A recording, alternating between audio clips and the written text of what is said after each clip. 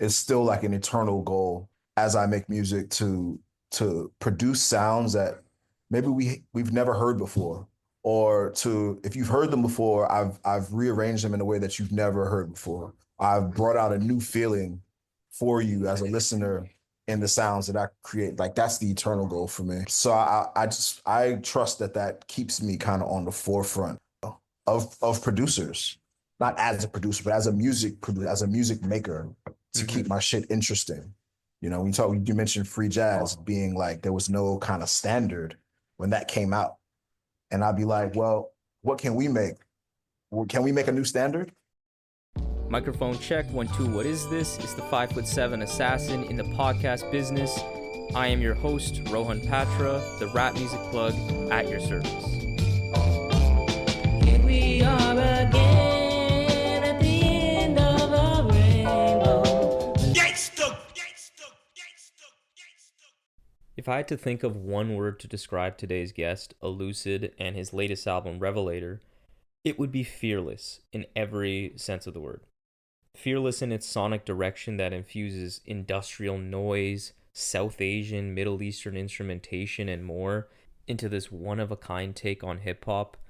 Fearless in its boundaryless, ultra-poetic vocal stylings, and also fearless in its subject matter that processes all of the darkness happening in this world while never ceasing to lose faith in love and a better tomorrow. With Revelator, Elucid achieves something rare, which is total creative realization. What I mean by this is the lyrical messaging, the sound, the rap styles, the tone, the songwriting, all feel perfectly in tune with one another, all building towards this overarching, cohesive artistic vision that is so powerful and so affecting. So, just 2 days before the new album drops, Elucid joined the show to give us an in depth look into the making of Revelator, the genesis of its bold sonic direction, how the state of affairs in our world feed into his art, and so much more. After hearing this album maybe 30, 40 times now, as of the time of this recording, I'm 100% comfortable saying that Revelator is my album of the year. And honestly, it's a contender for being one of the very best albums of the entire freaking decade. This album and this artist are just that special. So stay tuned. You do not want to miss this. The Rap Music Plug podcast presented by QLC TV is the remedy to the I don't have anything good to listen to problem. Through in-depth artist interviews, album reviews, and general rap commentary on the best that the underground rap scene has to offer, this is your one-stop shop to knowing what to add to your queue, play next, or pop into your record player. Welcome to the show. Elucid, how you doing today? Yo, what's good? I'm feeling well out here. Yeah, I Ah, heard you got the listening party we were talking about before. I'm glad to hear that was a success, and I just am really excited to hear the ha, reaction of this record. Like it is quite a conversation starter. I'll say that. ha. Oh, tight. I mean, it's been a long, it feels like a long time coming, even though it's been maybe 2 years since Bessie. But Mm. so much has happened in life and in the world, and just like I know what I wanted to do on this record, and I felt like I hit a lot of those points. I hit a lot of those marks about what I want to do with this record here. Yeah, and you know the thing that we were talking about just earlier before we hit record was that this album's released on Fat Possum, which put your music on the biggest stage it's been at so far in your career, and you know I would imagine some artists could take that opportunity to say, okay, hey, I have this big spotlight on me. Now it's time to make something very palatable, cash in on Hmm. that, get those kind of fans that maybe didn't know me before, but just like it because it's easily digestible. But instead you just took the opportunity to smack people in the face with like maybe your most, I would say, your most experimental work yet, not playing it safe at all. Yeah. And I just am curious what prompted the move to partner with Fat Possum for a record so distinct Hmm. as Revelator. Well, it's like the first point in which you said, like just dodging the opportunity to be palatable. I think I just learned from the mistakes of my elders. Like I saw it happen too many times with so many of the great rappers of like the late 90s and the 2000s, and just like had a serious like street buzz, crazy mixtapes. Album came, shit was whack. Hmm. I never wanted to do anything like that. It was just with Fat Possum, they approached Arm& and Hammer to, make, for with a contract basically. And we made test strips, and included in that contract was like in part of that deal was I was gonna have a solo album included in the deal. So Oh, this okay. is it. This is the second part of that contract that's being executed. Yeah, man, I also knew that I wanted to have a hand in a lot of the production in a different way with Bessie. With Bessie was just me choosing beats. I Hmm. just had like for me, like a personal all-star list of beat makers and producers on Bessie. But now it's like, well, I'm on the biggest platform, put myself first, right? Like a bigger platform, I guess. Not Hmm. the biggest, but a bigger platform, or maybe a larger reach than Backwoods, maybe. So I just kind of putting myself first and putting myself in the center of the production thing, and actually making things, and also just kind of coordinating and editing and getting people here and doing this and that. I love Quincy Jones. I love him. Quincy Jones played many instruments, but also as a producer, just being able to tell other people, do it like this, try it like this. Let me go get this person, put you in here with this person. It would never actually happen. What you hear might not actually happen if I hadn't been there, even if I didn't touch one note, if I didn't play one note. You know what I'm saying? Hmm. But I did. I had a hand in the creation and the structuring and the craft of like a lot of these songs. So it was good, man. Shout out to John Nellen, because what I made with John in one of the first sessions sparked the whole album for me. Just opened up my ear to what this record could sound like. What was that first thing you guys The world, created? the world is dog. Oh, perfect. Yeah, What the a world scene. is It's a fucking tone setter. Yeah. yeah, so that's why I was just like the very first song on the album, because that's just how it happened. It's the Yeah. very first thing we recorded together in his apartment actually. And yeah, it was just insane. Like the guy had a drum set up in the bedroom the first day I went over there. And I was into that already. And he was like, "Oh, we could take it into a professional studio. Like my friend has this kit and $10,000 microphones." And we did that. We went into like this very well-known producer studio. It's a beautiful spot in Greenpoint. $10,000 bikes. We did things there, right? But it was just like, I kind of like the apartment setup better. Like the drums actually sounded like breakbeats that you would sample from the records from the 60s. You know what I'm saying? It was like Yeah, those guys, that's yeah, why actually I really like that video you dropped for The World is Dog because without for people that didn't like maybe read up on some of like the prior kind of write-ups that you had in going into the record, yeah. they could have thought that was like a drum and bass break. I thought for a Hmm. lot of this album it was you did that kind of sampling, but as Hmm. I've come to know, it's a lot of that shit was live, which is crazy. Yeah, absolutely. John Allen's a crazy talented percussionist. He's played with a lot of like good folks out there. And yeah, he was just like he was into it. He was really, really into it. And that was kind of our groove. I would just come through with loops I made, little noise loops and textures, and just sort of like ambient pieces, and we just build up from there. Yeah, and so I mean, you're saying a lot here. Like, first, I just want to shout out to wrap up that part about Fat Possum. Like, shout out for them to kind of spotlighting this kind of rap because, like you said before, like they don't have a ton of rap on their roster, but what they Hmm. have spotlighted is Arm& Hammer, you, and then Guy Scuvera, who also Hmm. makes quite bold with a very strong revolutionary edge as well. So it's really cool to see that kind of getting spotlighted. But For moving to like sure. the sound and kind of how you produce this, I mean, there's so much to get into. And the start, I just want to say this album, not only before you even press play, but like when you look at it, the gray monochrome cover with the slick shades, like the tone was just set for like this is some futuristic, like Yeah. unabashedly bold shit. Shout out And Alex Richter. Alex man, Richter, always. really, he made that happen. Even I feel you, even when he proposed a location to shoot, when I saw it, I immediately was like, yup, and I'm wearing all black. and it's gonna have this vibe because it just looked like it had this kind of dark futuristic vibe vision to me, and yeah, we kind of knocked that out, I think. Yeah, you definitely do. Even not just the cover, but the other kind of supporting images with this record, and just overall, there's such a clear conviction and confidence that I feel communicated on Hmm. this record. You know, your eclectic tastes are in full view. This is something that you've done many, many times all over your discography, but I think here it's really fully realized. And I previously actually joked on Twitter, maybe it was like a couple months ago now when you tweeted that I was eating shrooms all winter like a reindeer making a Revelator. I was like, oh, Luce is about to make his Unseen. But now that I've heard the album, like I don't know how wrong I was because this album is so psychedelic. It is really like otherworldly. So I want to start with kind of like what was your philosophy behind the vision for the sound and the tone of this album? Like what was that artistic North Star that governed the Huh. creation? I think at first, for me, well, there's a long lineage of like kind of just bugged out music that I love.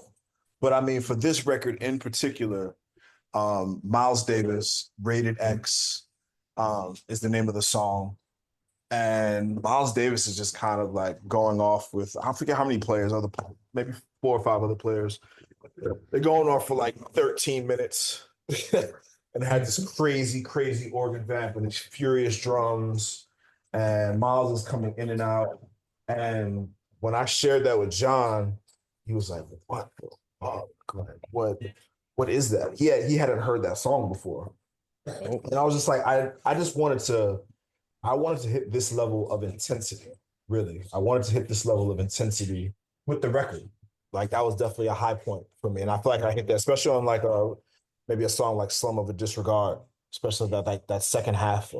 But yeah, so in terms of intensity, I wanted that. But also just thinking about you mentioned psychedelic, and like I've always kind of reached for that within the sound, you know?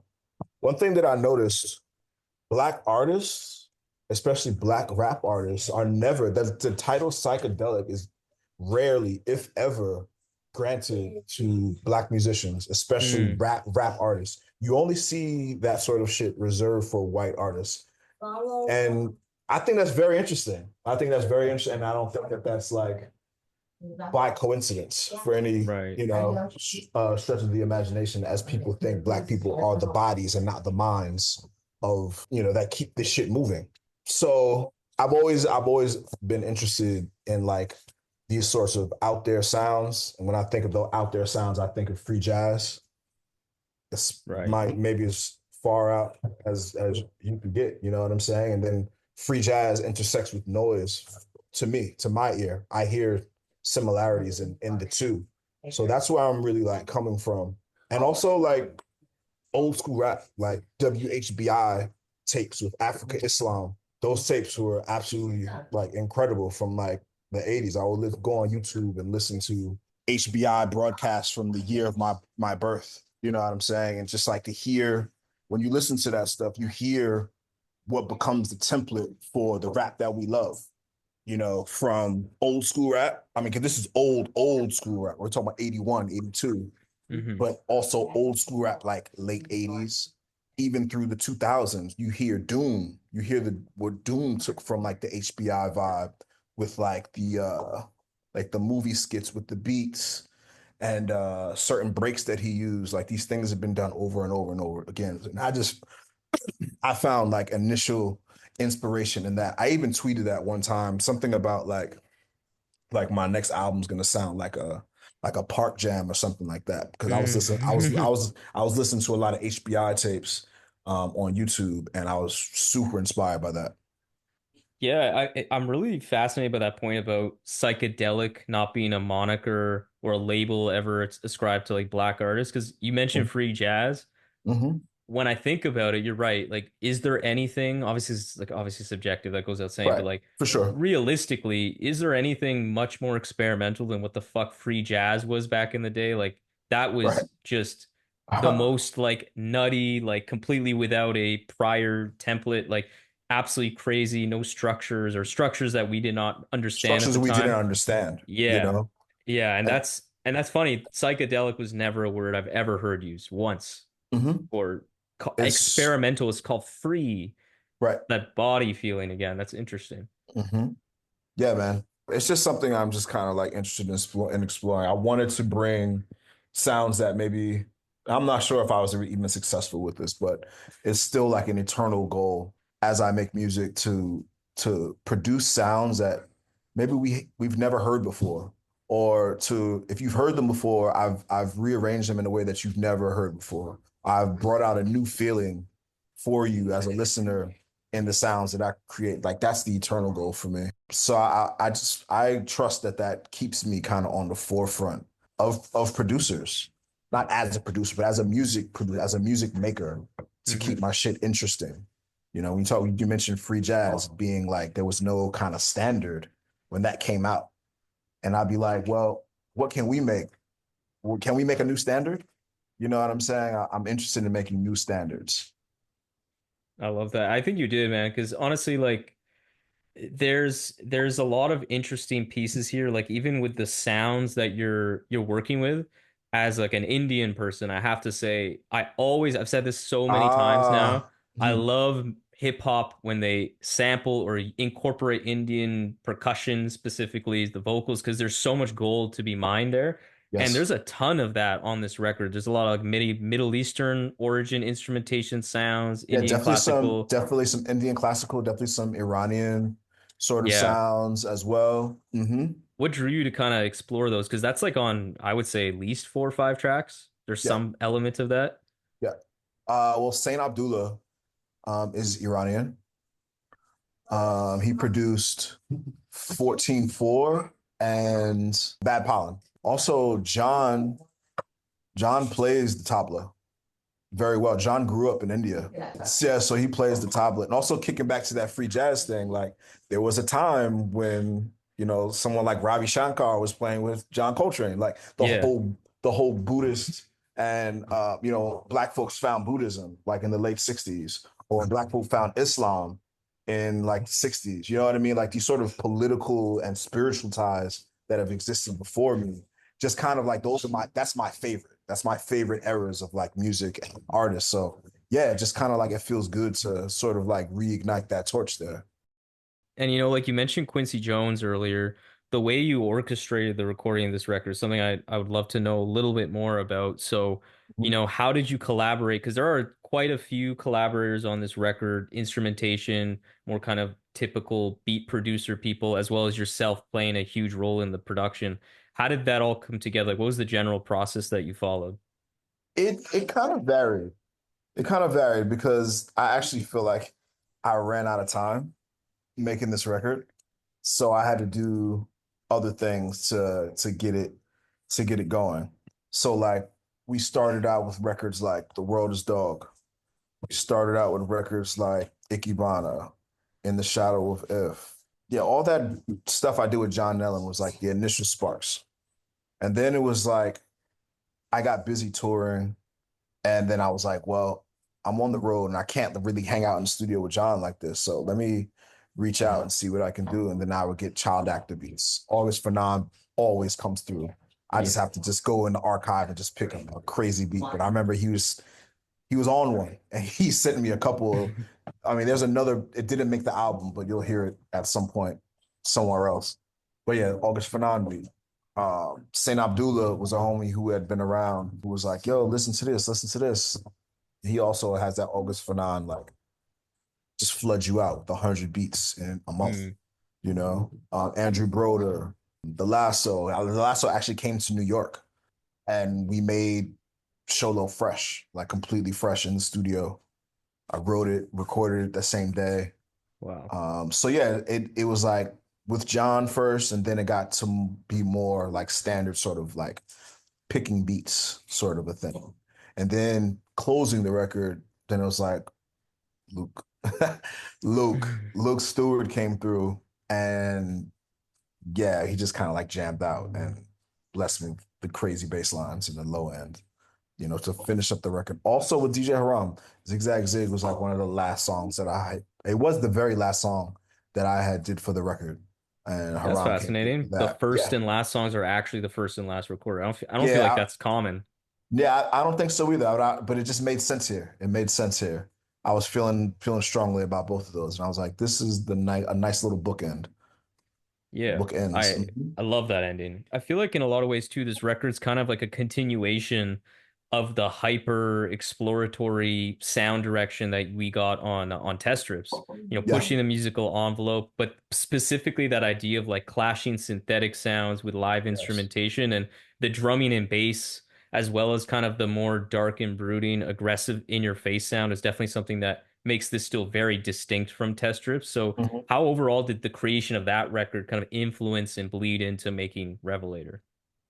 Oh yeah, I mean, I felt like with test strips, it was on. It was on from test strips. I felt like just being in the studio and with the musicians, I was like, all right, I have to do this again, but my way. I have to do it again my way, and I just knew that I had the opportunity here.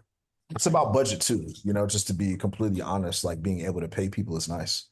Um, Hmm. and working with Fat Possum was like maybe the first time I'm able to do so, you know, being able to pay everyone involved on the record. So yeah, that comes with people. Nobody. I don't want to work for free. So someone comes to the studio and play all day, like they should be paid. The record's coming out. You gotta have a budget. Like y'all, everyone should get paid. So yeah, I think that was the biggest like kind of driving factor and why it kind of worked out that way. Also, just creatively, it's just interesting to me because again, like I'm a producer in a particular way. I'm a beat maker. I know how to hook up a beat. And I knew that I did not want to rely on samples. So I just make things. I make things and I play things for people. And I'm like, yo, do it like this. Can you do this? Or I just like put my little things in there and use that as the backbone and just like, John, let me get a drum beat like this. Maybe we should just like get some bass tones like this. Let's get Luke over here. Add this 808. Luke, do this for me real quick. Let's get some. Well, I didn't have vocalists on this particular record. Maybe that'd be for the next one. But I'm thinking back to test strips now. Like just thinking about all the pieces that I want. I kind of felt like fantasy football in a way, just using Hmm. my own sort of resource to be able to like line people up the way I wanted to hear it. So yeah, just test strips definitely opened me up to that process.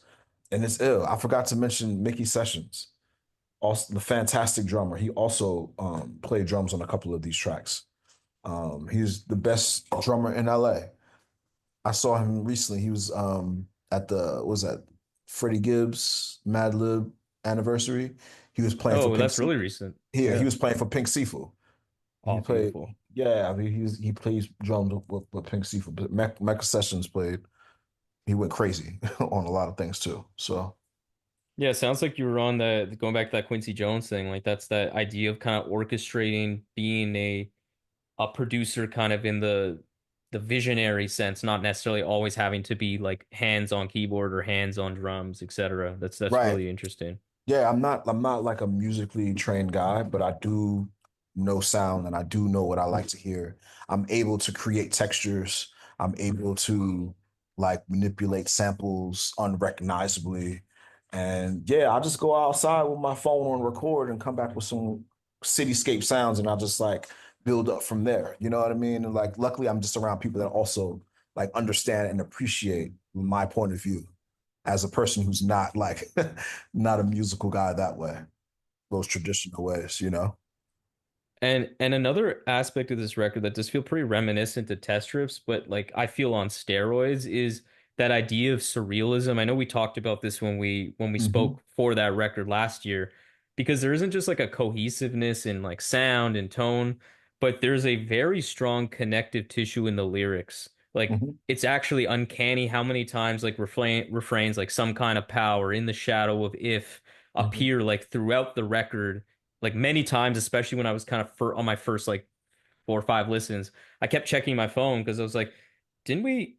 Is this that's what song is this? Like I was like, wait, didn't we already hear this? Did I like press something wrong? And there's also callbacks to songs of the past from you, like Hmm. where you say like that gotta be, gotta be, gotta be on Hush Puppies. Woods even joins in on that, like the We Survive refrain on I think Yeah, Bad Pollen. It's just yeah. really trippy. Like it's really cool how you pull that off. It just gets me in a strange headspace.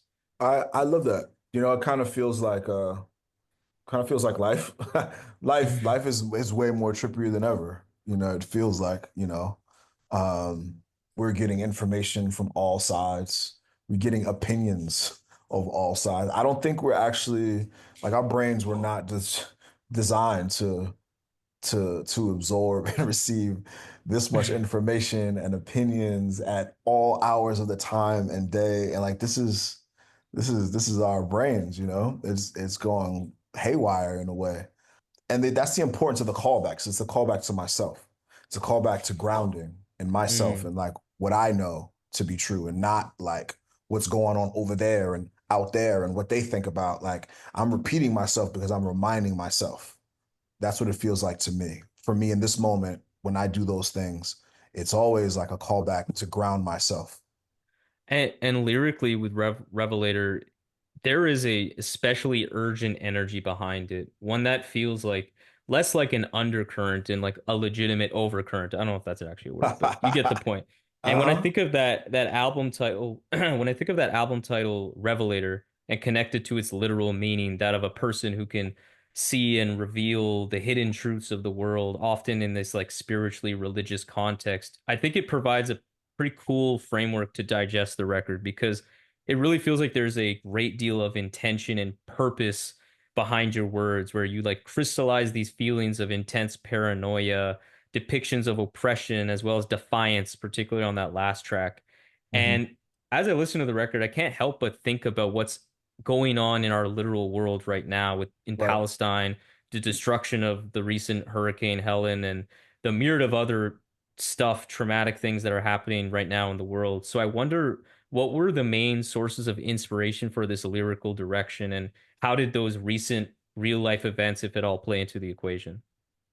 It always plays in. At first, it's the music is always about me, right? And how I'm processing this world that we live in.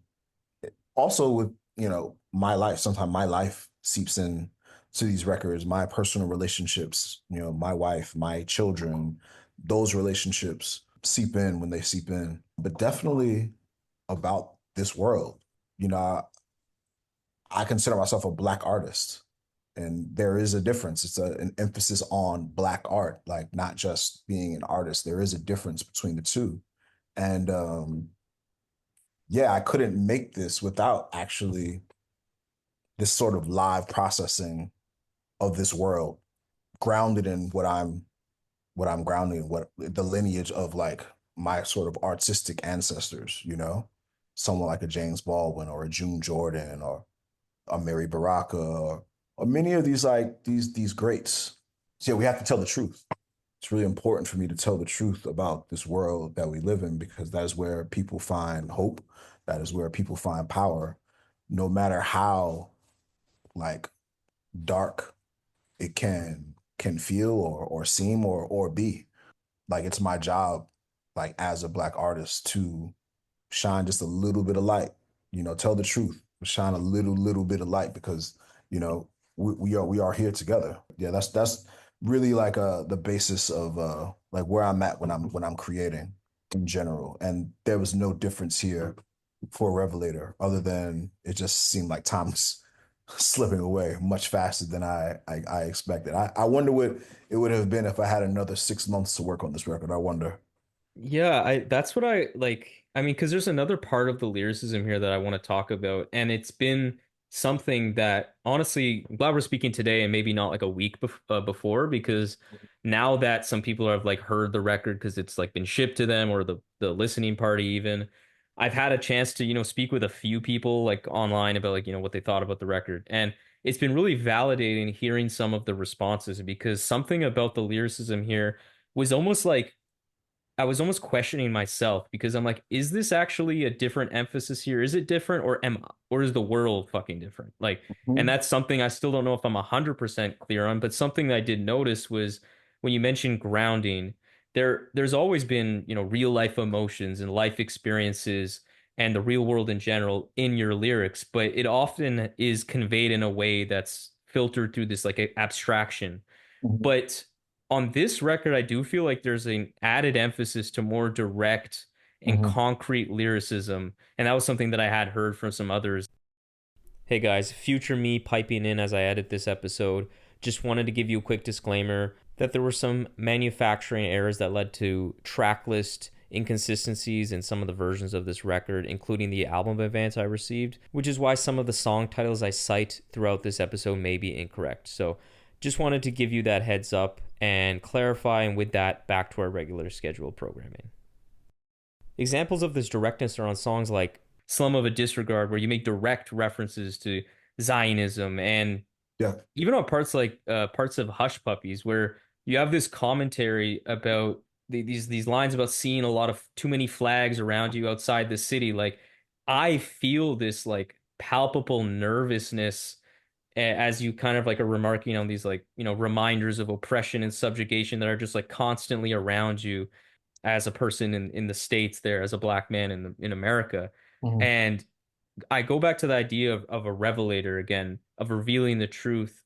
And something you said in that album teaser, that communique that you put out on YouTube about a month ago, was Hmm. that you said you wanted people to know that there's a way out. And I found that pretty interesting because it's actually a bit of a contrast to something you said during our first interview together in 2022, or it's just slightly different way of saying something, because you spoke about how you don't always need to understand the art that you enjoy. Hmm. And while I Hmm. find that to be true, I do wonder, was there a stronger intent with Revelator to be a bit more direct, to really drive home these important messages to the listeners so they were more likely to understand it? I'm not sure if it was a really conscious effort to do so. I think both things can be true. And for me, are true. I don't need to understand everything an artist makes to enjoy it. And I would hope the same for people as they receive my art. Hmm. But also as we talk about our world, and I've said this on, it's a line like on Paraffin about like shit's too critical for a euphemism, right? Like it's like an actual privilege to make music, to make art in our world. And it always has been. But again, there's like this responsibility for me that kind of tugs at me. Not kind of, it tugs at me. Like I understand this responsibility of I need to make things count. And I need people to understand at times when I want them to understand what I want them to understand. And now feels like that time, right? Like shit is very critical. It seems kind of wild out here. There's a lot happening, and people deserve truth, honesty, and a grounding. And yeah, maybe that's where this sort of like newfound clarity is coming from. But it wasn't intentional again. Like Hmm. I kind of don't make music intentionally, Interesting. in the way compared to like some of my peers. Like how me and Woods make songs is completely different. And I feel like he might have a more intentional. I know that he has more intention when it comes to songwriting. Whereas me, like I kind of just like it's where I'm at in this moment, right now, in this zone, and it might not sound like how it will next week if I tried to plan it. So it's a little different, you know? Yeah, and I think even if it wasn't, like you're saying, like a conscious decision to do so, I think the the fact that your music generally, and then even on this album, there's still a lot of kind of like abstract verses and lyricism, imagery, all of that. But the moments where you kind of change slightly and get a little more direct, like I think of that last track, Zigzag Zig, Yeah. which is honestly like the most biting out moment on the album, like taking aim at imperialism, complacency within our system, again with some direct references to Palestine.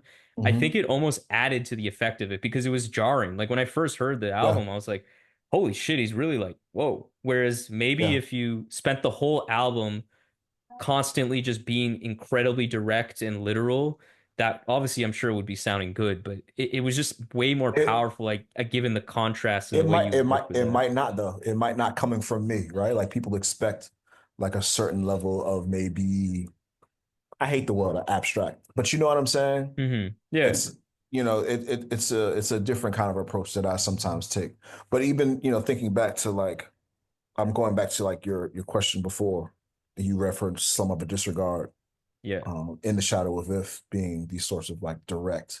Yeah, it was actual life, you know what I'm saying? Like some of disregard is it came from a real place, you know, like that was a real situation that my family and I left, you know, with a pretty shitty landlord who I eventually found out was, you know, ignore our big problem. We had a serious issue with flooding and mold, and Mm. I have two small children, and he had been out of contact for maybe a month and a half, like zero contact. It was like, yo, what the fuck Wow.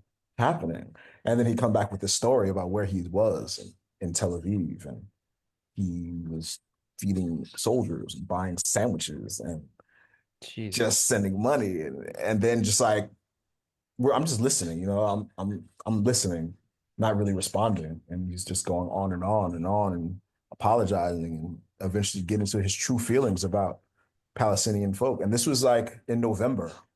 So it, that, you know, we're talking October 7th when that Yeah. shit sort of jumped off over there. So he had been over there a little bit before it jumped off, and then he stayed. You know, I'm talking to him like the end of November. So he had time to process, and he didn't really know who he was talking to. But yeah, we eventually got up out of there. We eventually got up out of there by the new year. So that was a real like kind of situation. There's a real anger there for me. And also in the shadow of if, you know, just like as somebody, yo, here in New York, like I love whenever I can get the opportunity to go upstate into the country. And you don't even need to be in the country. You can go to Long Island and see the bullshit as well. It's just wondering like where can black folks go in this country that we don't have to be reminded that niggas got killed here for being black. Just like, Mm. you know what I'm saying? You'll hear just wild stories, you know, of just, I mean, this is where places like upstate New York, it's just a lot of the white flighters ran away to and left black folks in the cities. You know what I'm saying? You go up there and it's like, it's wild to be upstate New York and see a Confederate flag.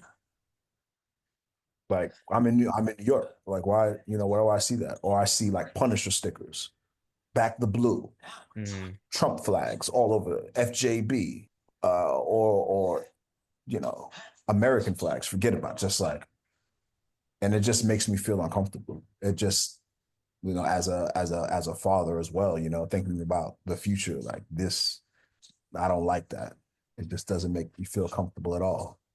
Yeah. The presence of American flags never made me feel comfortable. It always feels like a subtle threat. So yeah, these songs came out of like real places and just real conversations.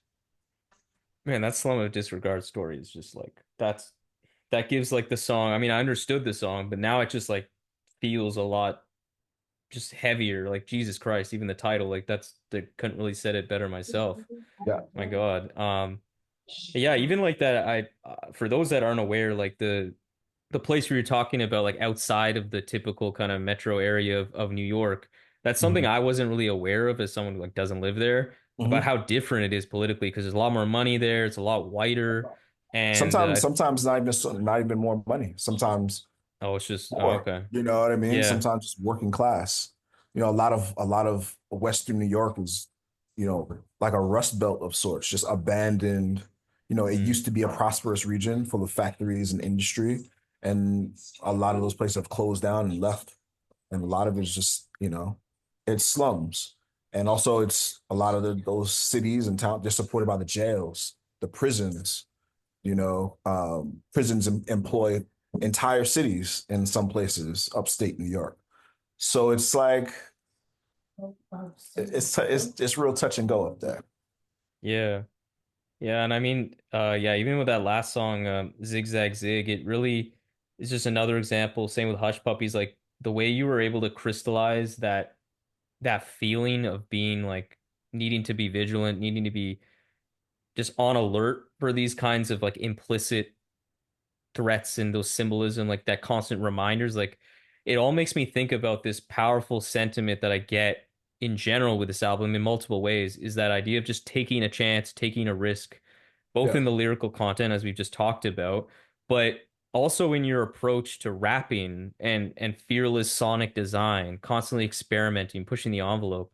Like words like alchemy come to mind, honestly, when I think Mhm. about the degree in which you know contort your voice, the unique way you write. It's just very boundaryless. So as an artist, like what do you gain from the experience of experimenting in your music to such a strong degree? Like how does that feed your artistry and like inspire you, help you grow?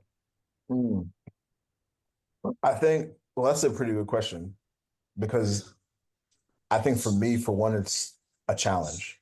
It's always like that's a goal. Like whatever record that I'm doing, if I'm putting something, I don't want to do the same old, same old. I want to do something in a new way, and I want to challenge myself before I even challenge the listener, right? Like this, it's for me first.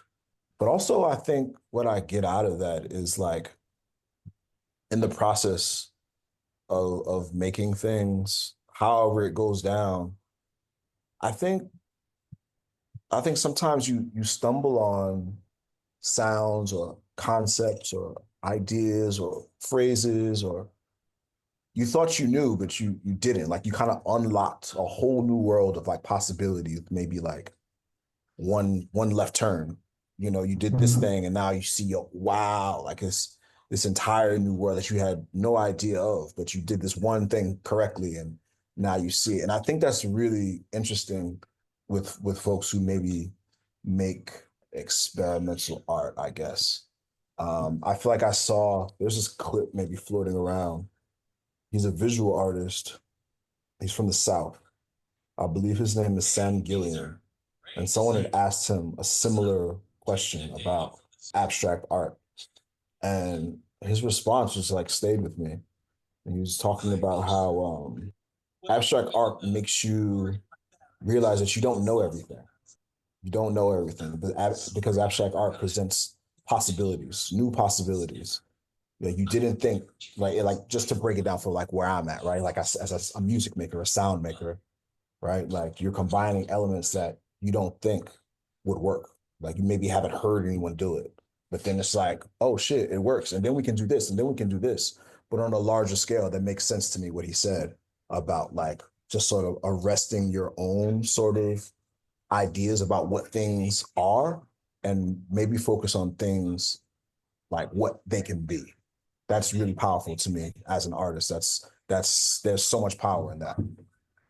Yeah, I love that. I love that quote there because I feel like that's something you did really well on this album because there is actually a lot of diversity in the sound. Like I'm thinking of what is it, RFID, Yeah. the way that song sounds, and then Huh. transitions, which is probably my favorite like transition moment on this record, going from RFID to just the drop of fucking instant transfer. It's just like chef's kiss, like such a I always just blast the shit out of that song. I mean, I'm really glad I mean, really glad you pulled that from Black Label because that was my favorite song off that comp, like Mm. 100%. And I just find that somehow you make all this make sense in a way that wouldn't make sense to me normally. Like all these sounds put together, these songs stacked up beside each other, it Yeah. just works. And I can't really explain why, but there is something there that's like consistent, that's like a clear vision that I maybe can't quantify, but it makes it all, yeah, flow and Yo, make man, sense. I appreciate that, man. That's I listen to many like everyone else. I listen to many different types of genres of music. Always have. So there's never been these sorts of like hard lines about it needs to be this way, it needs to be this way. Even when I was younger and I would like be around older cats who would be DJs or producers or rappers, and it was always like I felt like I felt like I would be around people with very conservative approaches to like what things should be and this is how it should sound and there's no deviation from this. And I was always the cat of be like, nah, you could blur it. You could put these Hmm. two things together. You could always, and that's always kind of like been my vibe. And I'm really happy to present it like in this way on Revelator. Next time it's just gonna be, well, I don't know. I'm really curious about where I go with this self-production, and like what I can do next with this vibe that I got. But Yeah, yeah, I love the self-production moments. Like some of it disregard. I think that's just like that's because that you produced that one, correct? yes, Yeah, that one is like a masterful display of like texture. Like I don't know what the sound is. I couldn't even tell you, but that like bubbling sound it's a is just bass. Oh, It's the a bass. bass. Yeah, fuck. Yeah, Like it's just such so much ear candy yeah, and so yeah. much going on within like a think less than 3 minute song. It's like so powerful. And I think the way that you blended heavy, just the general kind of heavy sounds and noise, I think is like the best you've ever done it because it like really seems to remind me of Thanks. some of the greatest achievements of like heavy kind of sounds like the people like Swans would make. It's really Thanks, man. panoramic and crazy. Fire. I appreciate that, yo. I just feel like Revelator's like the album I feel you've probably always wanted to make. Like it combines all these great traits of yours, past pieces, little tidbits of your past work, showcases your skills, and I just think it's the most rewarding listening experience I've got. And it's funny because like that idea of me feeling like you kind of like, fully realized your sound, distilling what you make into a great package, is Hmm. something that I feel like I already told you when we had our one-on-one interview back when Bessie dropped. Yeah. But I just feel like it still applies because this just somehow feels like another level up for you. So, what are you most proud of when it comes to the creation of this record and how it turned out, whether it be like the recording process, the production, lyricism, whatever it is? I don't know, man. I'm proud that it's done. I'm proud that it's done because I didn't know where I was going for a little while. I didn't know what I was. I felt like I was running out of time. Um, I'm not. This is not shots at the label or anything, but like contractually, it had to be out at a certain point, which is why I started like shifting directions, and I was like, then I can't do this, and I can't do that. But it all came together. Hmm. Creating a record or creating anything for a lot of people, it's nerve-wracking, dog. It's artists deal with self-doubt all the time. We live inside our heads, and making this record was interesting because I've been a team player, right? Like I've been making records with Woods, I've been making records with like a lot of different people. So making a solo record, Woods wasn't really involved here in the way that he was with I Told Bessie. Like I felt like there was more of a dialogue with us making Hmm. I Told Bessie than there was making this record. I kind of was like on my own sort of an island, which it's a self-imposed exile sort of a thing. But but yeah, so I'm in my head. I'm in my head and I'm doubting myself, but I'm also liking the results. And I'm curious about what's next. And I'm working seemingly against the clock, but not really. In the end, when I look back, I was like, no, you weren't. You had plenty of time and fucking did it. So yeah, I'm happy the record is done. I'm really excited to get it out to everyone because I'm mad proud of it. Yeah, you should be, and I am super curious to hear the reception because this is a lot to take in, and that was definitely another common thing that I said, and the few people I spoke to who have heard the record already, they're just like, "Man, that was really great. I think I need to listen to it like 5 more times. Like, I don't even know Yeah. what to say. Like, it is that kind of record. Like, I'm just like, God damn." Yeah, I mean, for me, that's like, that's high praise. Yeah, that's the kind of rap that I make. You should be listening to it again and again. I would hope so. Not just for the lyrical thing, because that's what always catches people last, mostly like the lyric. But I mean, sonically, I want to create interesting sounds and tones and textures that you are just like, what was that? Let me listen to it again. Then maybe you can get into what I'm saying later, but this record, I definitely wanted to go forth like my best production foot forward and all, whether I actually produced the whole beat or not. Shout out to Child Actor, because I did not mention Child Actor, who came through the joint on Voice to Skull. Well, Mm. also, I also did another thing. You'll hear that at some other point. Yeah, Child Actor's a fantastic producer. Shout out to him. Oh yeah, shout out to him. He's amazing. And Oh yeah. yeah, I think you definitely showed that with the sound, but I think what's also like can't be understated is that the sound isn't like the dominant feeling I get or like the dominant takeaway like wow, the sound is crazy. I feel like nothing gets overshadowed. Like the lyrics like fucking blow me away and just that feeling that I keep going back to that you conjure inside of me when I hear this record is just I feel very activated. I feel very like I don't know, like there's an energy. I feel like I need to do something. Like I I feel love that. awake. And I love that's that. that and even just yeah, like and then the recording process, even decisions like having DJ Haram produce that last track, I just feel like was She's the really best. poetic. She's Mm. amazing. She's made great work with you as Arm& Hammer, within her own career, 700 Bliss, but like Mm. having her produce that specific song with what you were talking about, I just thought Hmm. was beautiful, given her like very outspoken support of the Palestinian struggle. And it's just like so many things like that just seem to come together Hmm. beautifully on this record. Amen. Yeah. I'm not sure how all these things happen sometimes. I'm definitely one of these type of artists that I respect chance. I respect letting things breathe on their own. And intention is cool. And I can bring some things to the table with the intention, but also I like to let things play out. I like to let things happen. I like to let things sort of relate to each other, and then we can take it from there. And like, yeah, that happened in this record a few times.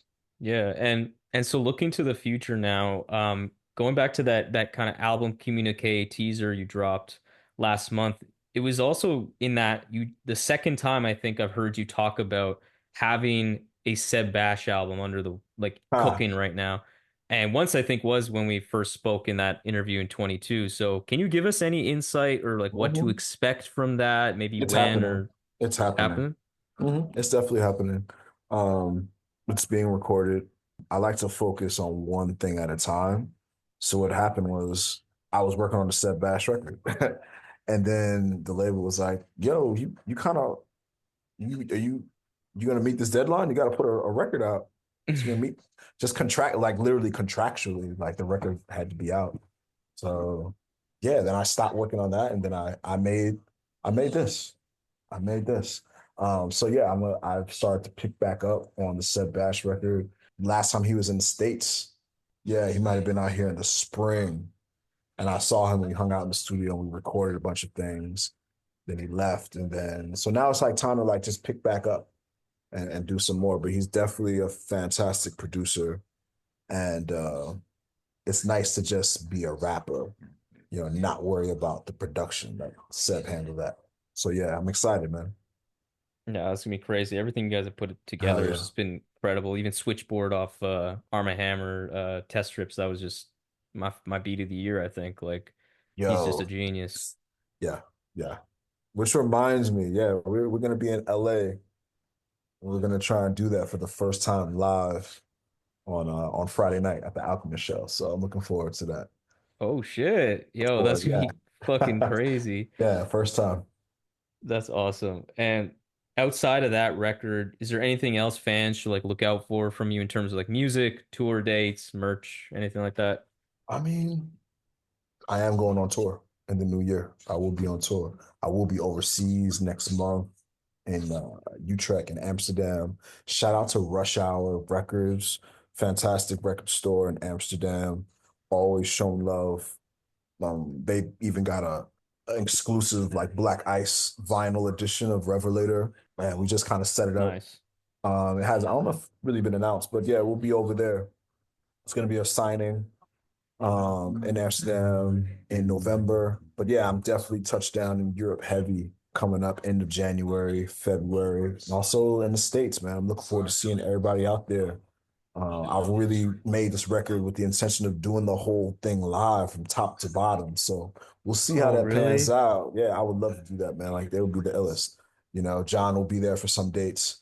I'll have Mickey Sessions maybe at the LA date or wherever it made sense. Yeah, however it made sense. But I would love to do this record from top to bottom. Yep. Man, you're giving me mad FOMO because you're not coming to Toronto. So I'm like, Yo, especially this album, man, this I need to hear this I know. live. Like, Yo, god it's like damn. it's also it's one of those things where it's like I'm kind of like a new artist in this way. Hmm. Touring, this is my first solo tour, like a headliner. I've never done that before, which is wild. But then I read recently Missy Elliott just completed her first headlining tour, which is a crazy thing to think What? about. How is that? Wait, I don't understand Exactly. that. How's that possible? Exactly. Did I'm she not. never tour? No, she toured, but she never had a headline tour. It was never just a Missy Elliott tour. She's toured with other people. Who She's could never she have been like the opener for? Like, wasn't she gigantic? maybe absolutely right, but I'm sorry, like maybe like it was Missy and Timberland Oh or yeah, yeah. It Missy might have been and like co-headliners. Yeah, like they a do that co-headline, too. but it's Yeah, never been just Missy Elliott. I interesting. read that and I was like, wow, I didn't think, and I'm not Missy. I'm not comparing myself to Missy, but it's a similar situation. It's just like I've never done that before. So yeah, I'm kind of a new artist in that way that like People are like, can he sell tickets? I don't know. Is the album out yet? Maybe the album sucks. So, I think, as the record comes out, people fuck with the record. Attention of the record attracts the promoters, and promoters would be like, yo, come to my city. So yeah, it's not out of the question, candidate. It's not out of the question. It can very much happen. I'm sure shows will be added to whatever's already booked. You know what I'm saying? I would love to come to Canada because I showed mad love when I was there. Yeah, yeah, that Yeah, show last year was fucking incredible. yeah, yeah. Yeah. All right. Well, last thing I want to cover before we wrap this is a bit of a very important question from an RMPP patron here. Mhm. Questions from TreDoes. He's curious about your fashion sense, and he specifically wants to know why you always got Ah, that shit on. So elucid. Why do ah. you always have that shit on? I always got that shit on. My mom always had that shit on. My daddy definitely always had that shit on. I'm gonna have that shit on. My kids always had that shit on. My wife always got that shit on. It don't mean nothing, but it make me feel good. It makes me feel good to express myself in whatever way you see me step it out the house in. You know what I mean? Yeah, you always get Shout that out fly Trey. fit. Shout out Trey. Yeah, even like I was looking at the some of the promo material for test strips like that fit where you have like the red jacket and like the ski mask type thing. Like I looked Yeah. at it like up close or like I really focused on it today and I was like, how did you even think of wearing that? Like it looks fly as fuck, but I don't even understand like where what the Yeah. I mean, yeah, I don't remember that. I don't remember that day, but I do remember the fit. And it was really weird weather. I remember I knew that I wanted to wear shorts. So it was nicer earlier. And then the temperature dropped like 20 degrees like before we started shooting. I was just like, well, fuck it, I'll just do a coat on. And I was like, wait, the proportions, all right, long coat, short shorts, short for me. Short shorts for me, some boots. I don't know where the balaclava came from. I don't Mm. remember like why that, but yeah, man, I just You got to venture into those pants yeah. though, those JPEG pants. Oh, Those amazing, amazing, amazing feats those pants are. Oh my God. I'm gonna go Google that right now. I've had so many people, I've had more people than you think, like reach out to me, like Twitter or like YouTube comments asking about like, yo, what are those pants you guys were talking about? And I had it linked literally in the out, like in the episode description because I found it that funny, but it's been taken down. So like, Oh man. uh, JPEG found, he got his lawyers to stick him on there. You go, you can't. Yep. JPEG had that shit on in his own way. Oh yeah, for Every sure. time I see him, he's got some like, wow, you are an artist, my dog. You got that thing on. Yeah. Well, I love the album, man, and I honestly feel like you somehow keep stepping up your game despite, feeling that exact same way with Bessie. You just did it again. You did it again with test strips, honestly, and now this record. I think this is the best thing you've ever put out. And Mm, honestly, I can't wait to hear what people damn. think because if people don't think you're a modern day legend, this to me solidifies it. Like this is my clear album of the year, and Ooh. yeah, 2024, this is one of the best of the decade so far, honestly. Like I can't tell you enough how much I've played this since I first heard it. Rohan, I really appreciate that, man. Yeah, I'm so honored and privileged to be making music, and yeah, I love it. I love it. Thank you. Yeah, it's always a pleasure having you on the show and I appreciate the support, that you've had for me being on the show like 2 years ago at this point plus. And yeah, I just have to say like I hope you actually just take the time to soak in the release for yourself and like feel proud of what you've done and have yourself like a good week and enjoy it. Yo, thanks, man. I appreciate that, Rohan. And yeah, I appreciate you even like always willing to talk to me and showing up and being like, I don't know if you consider yourself a journalist, but you ask good questions and you have good taste and you're telling a story with us, It's interesting to think about when we think about like lineage, like whatever happens, Rohan, you've interviewed me numerous times. I was able to tell my truth through your channel, and it's you a part of this with us. So thank you. I don't know say I do think I am a journalist, but it does feel sometimes weird. Like I don't know if I'm a capital J journalist, but Hmm. I do feel like I love the way you said that because that's what I'm trying to do. It's like telling a story with you. It's still about the artist, but it's it's not Yeah, really necessarily the same as others do it, I think. yeah, yeah. It's you are here with us. You are documenting, you are archiving in like important ways. Also because I think like the things that I do, and along with, a lot of other artists that I think are on this wave, it's undercovered, it's Hmm. underrepresented, it's presented in a certain way that's like, yo, we deserve larger platforms. So shout out to all the platforms that really rock with us and do it with integrity. And like RMPP is definitely one of them. I love to hear it. I love to hear it, man. I Yeah, man. hope you have a good rest of the day, and yeah, peace. Thank you for listening to another episode of the Rap Music Plug podcast. If you enjoyed this episode and want to not only support the show, but join the fastest growing community of like-minded indie rap fans, go to patreon.com, search for the Rap Music Plug podcast, and become a patron. You will gain access to an exclusive patron-only Discord that me and 70 plus people engage with on the regular, as well as other patron-only benefits such as bonus episodes, album recommendation reviews, early access to regular episodes, and much more. So if you have any questions about any of the Patreon stuff, or just want to keep tabs on the show, interact with me on rap music and all the great stuff that we can talk about, follow me on Twitter and Instagram at rapmusicplugpod, or shoot me an email at qlctv.podcast@gmail.com. You can also rate and review the show on Apple Podcasts and subscribe on YouTube and Spotify as well. But that's enough self-promotion for this episode. I hope you enjoyed it. Peace.